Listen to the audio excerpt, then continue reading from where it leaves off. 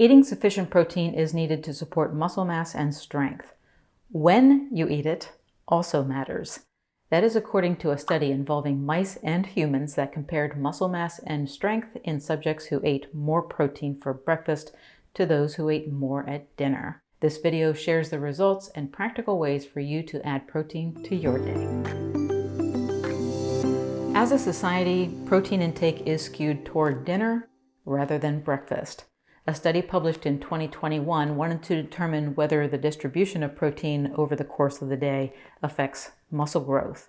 The investigators fed mice 2 meals a day in 3 patterns of distribution: high protein at breakfast and low protein at dinner, equal portions of protein at both meals, and low protein at breakfast and high protein at dinner.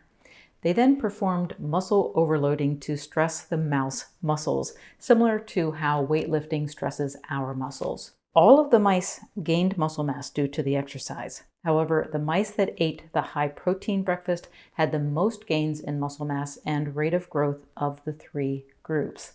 To see if this was a fluke or if the morning feeding really mattered, the research team also tested mice that had been altered in a way that disrupted their normal circadian rhythm. These clock mice do not experience normal day-night variations in their metabolism.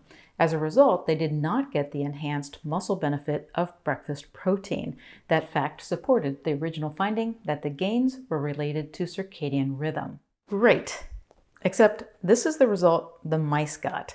You're probably wondering about humans, and so was the research team. They recruited 60 older women and asked them about their daily protein consumption. All of the women had similar activity levels and ate about the same amount of protein throughout the day, but not at the same time of day. So the researchers were able to split the women into 2 groups: early protein consumers and late protein consumers. They found that the women who consumed protein earlier in the day had moderately more muscle mass and significantly better grip strength and skeletal muscle index than late protein eaters.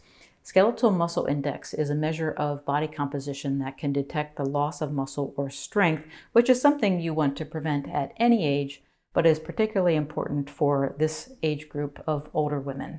So getting protein into your body early in the day is beneficial. How do you do that? I'll share strategies including how to handle intermittent fasting in a moment. One thing I do many mornings is drink a protein shake, especially on days when I work out with weights or do high-intensity aerobic exercise.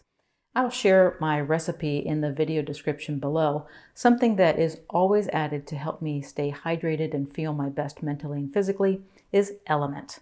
Element is an electrolyte supplement I use daily to replenish lost sodium, potassium, and magnesium.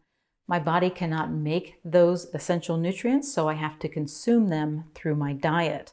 That would not be a problem if I ate the standard American diet, which averages about 3,400 milligrams of sodium daily, 70% of which comes from highly processed, quick-digesting carbs that lock in the sodium and other electrolytes, preventing them from being flushed out by the kidneys.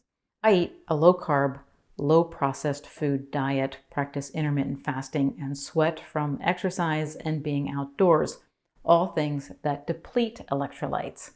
If I don't replenish them, I'm inviting in fatigue, muscle cramps, headaches, and irritability. For me, Element is a treat. It tastes great. I put chocolate Element in my morning protein drink and enjoy the fruit flavors after meals or during the afternoon. When you use my link, drinklmnt.com/Dr. Becky, to make a purchase, you'll receive a free sample pack that allows you to try 8 of their flavors. You can get the sample pack with any Element drink mix or 16-ounce sparkling can order. I'll leave a link in the description area below. My protein drink gives me the electrolytes I need to feel good and about 20 grams of protein. We'll talk about how much protein to consume in a moment. Before we do that, let's look at other high-protein breakfast foods. Eggs are an easy source of protein and can be eaten with breakfast meats like sausage. Dairy foods like hard cheese and cottage cheese are easy to work into breakfast and provide good amounts of protein, as does full-fat yogurt, to which you can add nuts or seeds for an even higher protein intake. No sugar added nut butters also provide protein, but they are calorie dense and easy to overeat, so keep that in mind if weight control is a goal of yours. What I just provided is a list of high-protein breakfast foods that can be worked into a low-carb lifestyle. If you watch my channel, you know I export low-carb eating.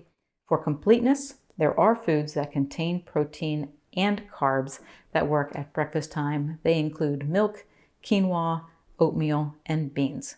Now, we see from the study that eating more protein in the morning benefits muscle mass and strength. But what does more mean? To answer that, we first need to understand how much protein your body needs. Every age group has different protein requirements, and those requirements increase with activity level, disease processes, and other factors. In addition, there are many differing opinions on what level is best. The recommended dietary allowance, or RDA, for protein is 0.8 grams per kilogram of body weight. That is a modest amount. For comparison, to be included in the study, the older female participants had to consume 1 to 1.2 grams of protein per kilogram of body weight, which is what they determined to be necessary for maintaining and increasing muscle mass for that demographic. Taking from different sources, I found that for the average person, aiming for 1 to 1.6 grams of protein per kilogram of body weight is the amount to consume to maintain or gain muscle. Now, I want to point out that while the animals and humans in the study had the best results when they consumed protein early in the day, all study participants benefited from getting adequate protein. I say this because I don't want you to feel discouraged if you haven't been eating protein in the morning, it doesn't fit your schedule, or you like fasting in the morning. If sufficient protein is coming in daily, you are benefiting.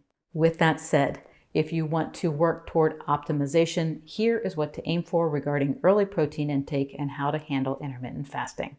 The women in the study averaged 78 grams of protein per day.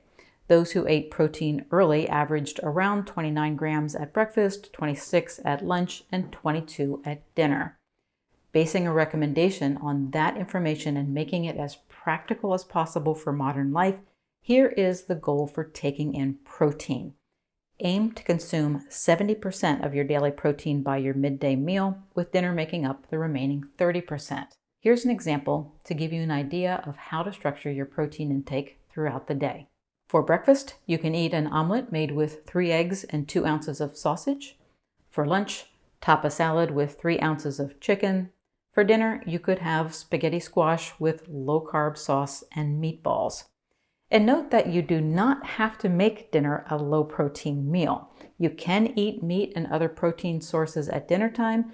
The objective is to ensure that you are getting protein early, which is what many of us do not do on a regular basis. But what if you are not a breakfast eater? In other words, you practice intermittent fasting and find that fasting in the morning works best for you. That's okay.